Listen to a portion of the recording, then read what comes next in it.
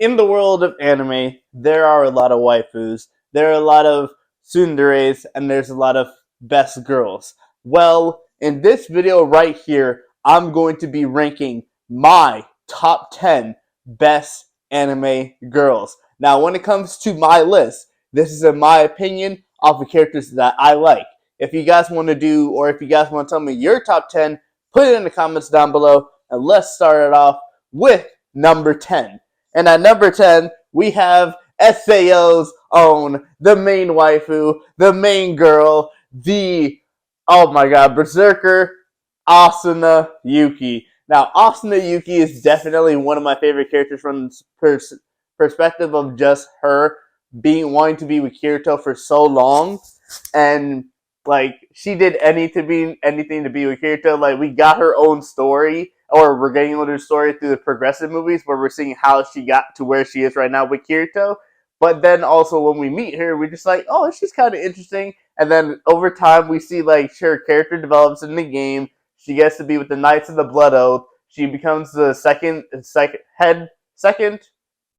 the commander, which is I think she's second in command behind Commander Heathcliff, which was Akihiko Kaiba. And throughout the whole series, I mean, the only thing that I really have a problem with is the third season, because the third season we only see Asuna for a couple episodes, and it's just like, all right, first season we saw a lot of Asuna. First season, part 2, the main story was trying to get Asuna back to the real world. Second season was Sinon, and then we had the Asuna storyline with Yuki, which I very much loved in general. Third season, barely saw Asuna. Fourth season had some involvement with Asuna. And I just want to say this. I feel like a big part of the reason why Sword Art Online is not really that as popular as the first 2 seasons is because the main two, was not focused on as much. Like, once you take out one of the main characters from the first season and don't barely involve her in the third season, try to involve her mainly in the fourth season a little bit, it's definitely going to go down. Asuna's at number 10. At number 9, we have My Hero Academia's main girl. We have Ochako Uraraka, otherwise known as Urabity. Now, come on. You cannot tell me that anybody that loves anime does not like Uraraka.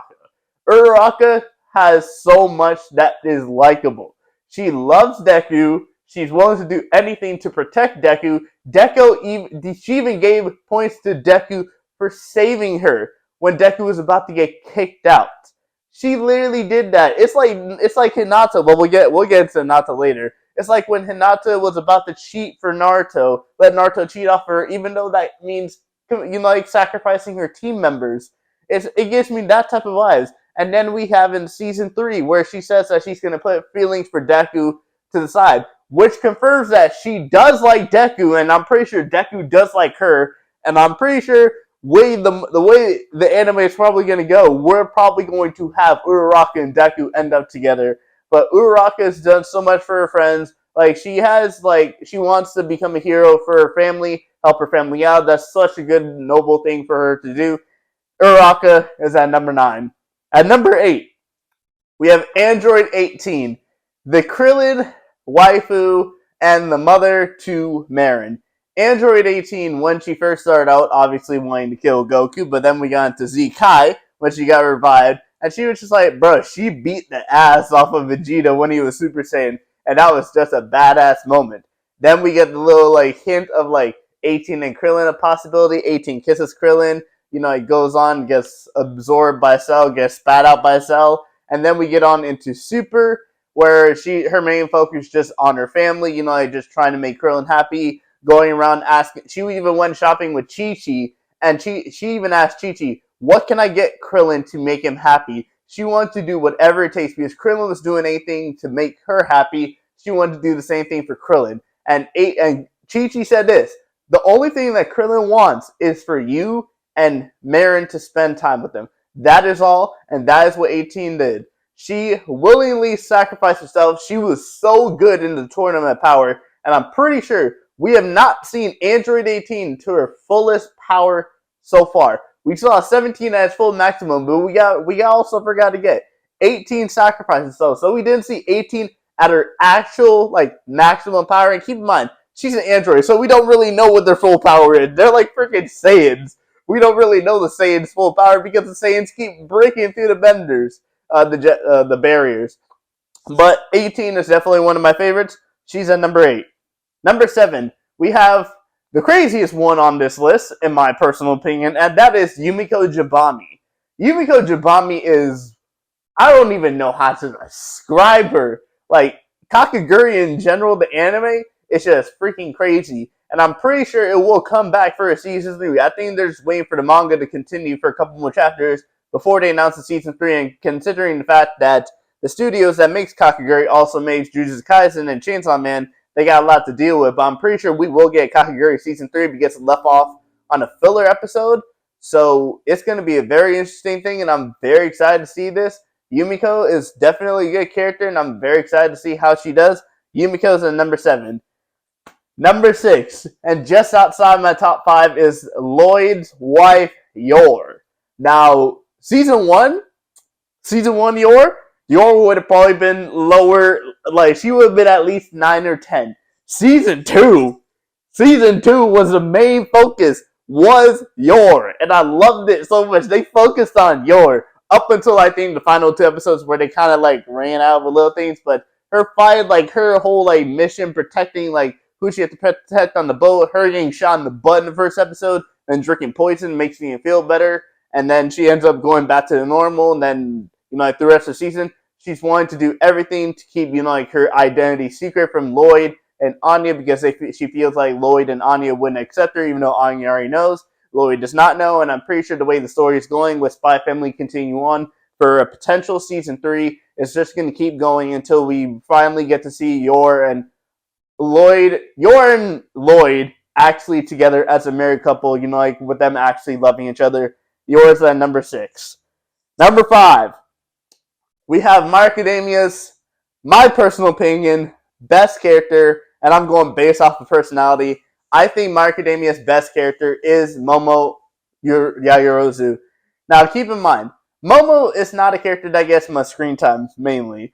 She's there, like, a little bit. I mean, when it came to the first few seasons, we kind of really saw her personality. Like, she was strong up until she got beat by Tokoyami in the sports festival, and then we saw a drain in her confidence, and then we saw, like, her getting motivated by Todoroki, which kind of picked up her confidence, her getting motivated by Deku, and like it just continued on, and she kept going. She just wanted to have friends. She just wanted to like build a personality. We get to see when they move in the dorms. We get to see how her room is, and man, oh man, she brought a lot of stuff in her dorm room. That small dorm room, she brought a lot of stuff. But Momo has gone from season 1, where we barely know anything about her. She became vice president for the class. And then season 6, Momo's still not at full potential. We still have yet to see season 7, where Momo will fully reach her potential. And I'm excited to see this. Momo is number 5. Number 4, we have SAO's other girl. And no, it's not Lifa. No, it's not Alice. No, it is not Yuki. It is season 2's It is season 2's Sinon.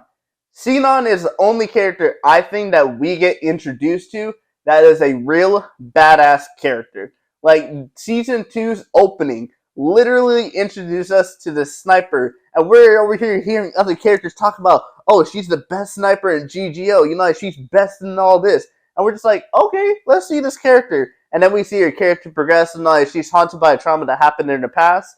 And then she meets Kirito, she hates Kirito. Like every other girl that Kirito every other girl that Kirito meted. And then continuing on, like we get to see her get over trauma and finally accept what happened in the past, fully develop as a character. And I'm still feeling that there's more to come when it comes to Sinon. I'm very excited to see how Sinon goes, but Sinon is at number 4. Number 3. 9 seasons of character development. Season number 1, when we first meet her, season number 9, it is unbelievable character development. Number 3, we have Juvia Loxer from Fairy Tail. Juvia started out how Hinata mainly is. She just she met Gray as a part of the 4. I don't remember the name of the 4, but I know she was part of the 4. I think it has something to do with the weather. But she was a part of the 4. She fought Gray, fell in love with Gray, and then everything from season 1, season 2, season 3, season 4, her main thing was just trying to be there, protect Gray. I'll do anything for my Gray-sama. I can't believe I just said that, but her doing everything for Gray. Season 9, she finally gets recognition and respect by Gray. And then, as far as I'm up to in terms of the manga, Gray has said that Juvia is his will to live, and Juvia is getting so much better as a character. She's finally going to get what she wants eventually, which is to be with Gray. I'm very excited to see how the manga goes. I need to catch up personally, but Juvia is number 3. Number 2, shockingly, I'm gonna say this. Give me 3 months, I'm gonna change this. I know in 3 months I'm gonna change this when the Swordsmith Village arc comes out. Number 2 is Shinobu. What is there to say? I'm wearing her jacket. I'm wearing a jacket that's mainly Shinobu. Like, she is so a fucking good character.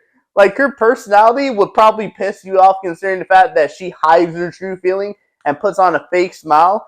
But it's only due down to what's happened in her past. And obviously, her and her sister get saved by Guillaume.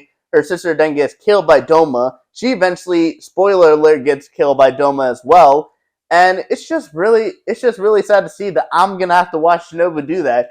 Her teasing Giyu is one of the funniest parts. You like hear her saying like, "Oh, Giyu, you have no friends," and it's just like that's one of the main things I like about Shinobu is like her personality and type of thing. The way she fights demons, considering the fact that she's 4'11", but she still finds a way to fight demons, and her sword is modified to inject poison into demons. Now, it wasn't enough to beat Upper Moon 2. We already know that none of the Hashira can beat the 3 Upper Moons by themselves. That's why we had Shinobu, and then we get introduced Kano and Inosuke versus Doma. But still, Shinobu is a very good character, and I'm very happy to see this. Now, I'm definitely probably going to change this in 3 months, but we'll have to see. And that leaves number 1, the one, the only, Hinata Hyuga. What is there to say about Hinata? She is the one character that I would probably say, besides Temari, I would respect out of the whole Naruto series. Temari and Shikamaru is probably the best relationship in Naruto. The only reason I think that is because the main focus for Hinata is that her main focus was Naruto. Being by Naruto's side, wanting to protect Naruto, wanting to be by Naruto's side, being by Naruto's side, being Himawari and Baruto's mom. Her character development has gone through something. Now, the one thing I gotta say that makes Hinata better is just like, she was willing to sacrifice herself for Naruto. Like, other people wouldn't do that. Sakura, she did save Naruto, but would she willingly sacrifice herself in a situation like how it was before the Fourth Great Ninja World War? I don't think so. Hinata knew that Pain was strong. Pain was beating Naruto up until she came, and she was willing to get her ass beat. She was willing to get her butt beat in order to try and save Naruto. And eventually, obviously, Hinata lost the fight against Pain, but Hinata doing everything, the amount of stuff that Hinata has changed. She went from being a failure to being accepted by the 2 people that she wants the most, which is her father and Naruto. And I'm just very happy to see it. Hinata is my favorite character, and that concludes my top 10 favorite anime girls when it comes to that. I want to know your guys' opinions down in the comments down below, and I'll see you guys all next time. Peace.